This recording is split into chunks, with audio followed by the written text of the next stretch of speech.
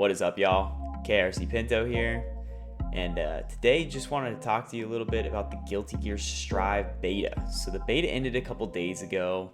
I've been thinking about it, and I personally loved it. I'm really excited for Guilty Gear Strive to come out. The game looks sweet, feels great to play, but there are definitely a few things that I want to see updated when the final version of the game released. And I thought today would be a great time to go over a few of those things. So without further ado, here are 5 things I think Strive needs to add to the game before it launches on April 6th. So first up, character-specific tutorials. Mortal Kombat 11 has this, Skullgirls has this, other fighting games have this. And to me, this is something that's super important for Guilty Gear. Character-specific tutorials are a great tool for new players, especially in a game as diverse as Guilty Gear. The devs are on the right track right now with the command list and how it breaks down the use of every single special move, but a sit-down walkthrough for each individual character would be just in this game. Special move overviews, starter BMBs to learn some links, and characters' special traits would be awesome to learn through a specific tutorial, especially for newcomers to fighting games. Something like this could even be helpful for learning matchups you're struggling in by helping you to understand the opposing character. In my mind, it's just a must for this game. Next up, something some people might not have noticed, others definitely noticed, is they need to put frame data in training mode. They need to put frame data in training mode. This is almost certainly coming to the game, but hey, we need it, so we're going to talk about it. Dragon Ball FighterZ has it, so I don't see any reason why ArcSys wouldn't add it to Strive. The training modes actually do feel and look pretty similar between those two games, but it's gotta come. For me personally, I want to know how to end my strings and what situations I'll be in and what situations I can create with my character's special moves. In 2021, not having frame data available in training mode is just borderline silly. There's absolutely no reason not to include this. I fully expect it to be in the game at launch, but again, it's worth mentioning since it was absent in the beta despite being an absolute necessity in modern fighting games. Okay, third, I think we need a better burst indicator. Look at this thing. So the UI in this game is something that's been talked about a lot. A lot of people find it like abrasive. The words are strange, things show up in weird ways, and it looks worse than it feels, to me at least, but the burst indicator is an issue. This blue bar is not indicative enough in the heat of a fight that my burst is available. Maybe for someone who can multitask better, maybe for someone who's better at fighting games, they can pay better attention to this burst.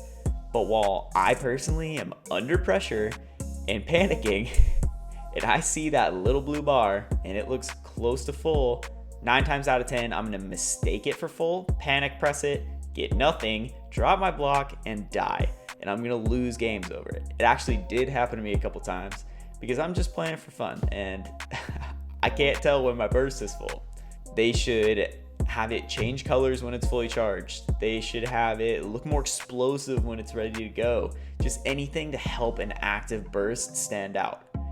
That's just on the defender's side. On the attacker side, this would also be helpful for anyone who's trying to bait a burst.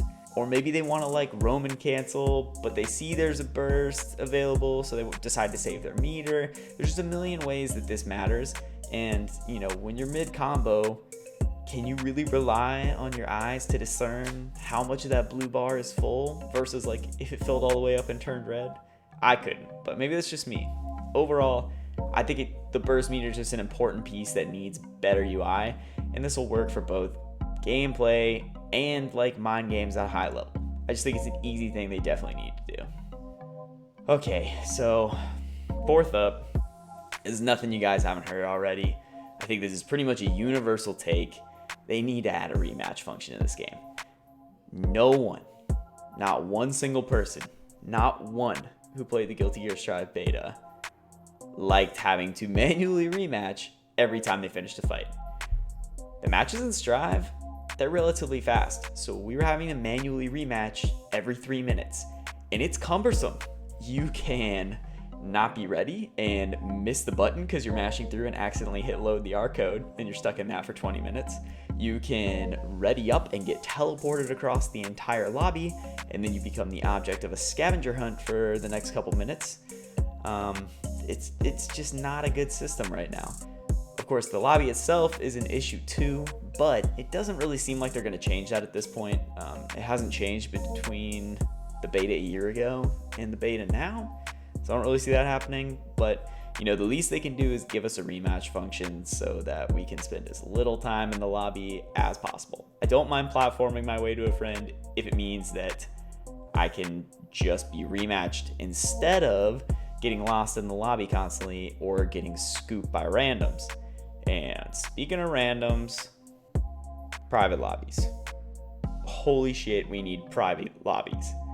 I know these weren't in the beta because they wanted everyone to play everyone and stress test the network servers or whatever they were trying to do. But I personally need this function bad. Having random players jump in between me and friends without me noticing was super annoying. It happened so many times where I would be trying to ready back up with a friend instantly and someone scooped in between us and had the same main, or like it took long enough that my friend could have switched characters and I just tapped through with X and didn't notice, and I ended up fighting someone I didn't want to fight. So that's no bueno for me. If you were watching top players stream at all during the beta, they were literally getting mobbed. I mean, they were walking through lobbies with stream snipers just following them en masse, trying to intervene in their matches and get a game in. That's not okay. We need private lobbies. Private lobbies exist in other versions of Guilty Gear. I play Plus R. You can make private lobbies in there, and it's nice. You just invite friends in, and everyone's on a rotation. It's great. We need more of that. I have to imagine they'll include some form of them in a final version, but it has to be said. Even if it's something just like a password protected ring, kind of what they did in Dragon Ball FighterZ, I wouldn't be mad. As long as you can just play with your friends and exclude external people, that's the way to do it. This is an absolute necessity for me, and I'm sure many other people feel the same way, so really hoping this makes it into the launch. Anyways, guys, those are my 5 things that Strive has to add before the final version is launched. If they're missing these 5 things, I think you're gonna see plenty about it on Twitter, but you know, we'll see what they do. ArcSys plays their own game. Hopefully everything goes well. If not, you know, the gameplay of this game is still sick. Hopefully quality of life changes come over time. It seems like it's a game they plan on working at improving for a while to come. So I'm excited about it. Can't wait to get back in, play some more Ramlethal, try out Anji and Eno, and hopefully do it in a private lobby with a rematch option. Wouldn't that be something? Anyway, that's all I got for you guys today. Be sure to like this video, subscribe for more Guilty Gear Strive content, and I'll catch you all next time.